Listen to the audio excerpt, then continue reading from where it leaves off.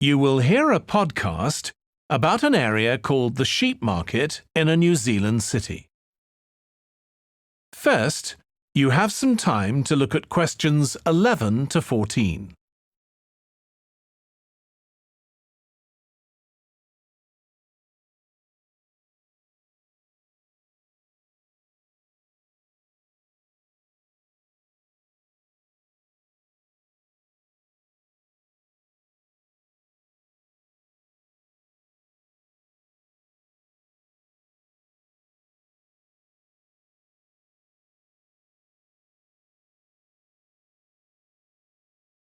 Now listen carefully and answer questions 11 to 14.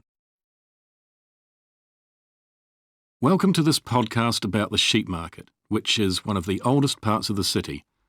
As its name suggests, there was originally a market here where farmers brought their sheep, but now it's been redeveloped into a buzzing, vibrant area of the city, which is also home to one of the city's fastest growing communities. The nearby university has always meant the area's popular with students who come in to enjoy the lively nightlife, but now graduates embarking on careers in the worlds of fashion and design are buying up the new apartments recently built here to replace the small houses where the market workers used to live.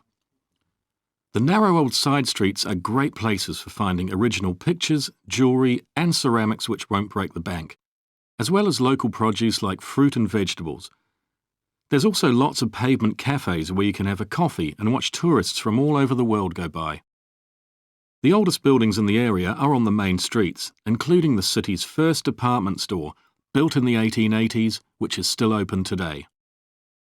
The sheep market is a centre for fashion, and there's a policy of encouraging new young designers. The Young Fashion Competition is open to local young people who are passionate about fashion. This year, they've been asked to design an outfit based on ideas from the music and technology that's part of their everyday life, using both natural and man-made fibres. The garments will be judged by a panel of experts and fashion designers, and the winning entries will be modelled at a special gala evening. Parking at the sheep market is easy. There are plenty of pay and display car parking spaces on the roadsides, which are fine if you just want to stay for an hour or two. But if you want to spend the day there, it's better to park in one of the 4 underground car parks. It's not expensive, and if you can present a receipt from one of the local stores, you'll not be charged at all. After 6 p.m, many of the car parks have a flat rate which varies, but it is usually very reasonable. Before you hear the rest of the podcast, you have some time to look at questions 15 to 20.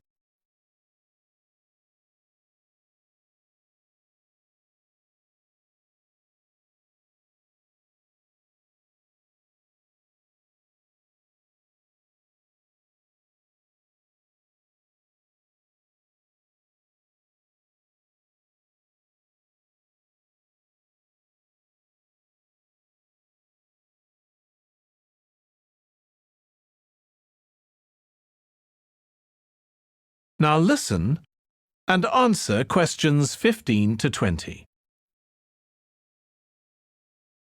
The sheep market is one of the main centres for art and history in the whole of the country. If you look at our map, you'll see some of the main attractions there. Most visitors start from Crawley Road at the bottom of the map. The Reynolds House is one of the oldest houses in the city and is open to the public. It's on the north side of Crawley Road, next to the footpath that leads to the public gardens.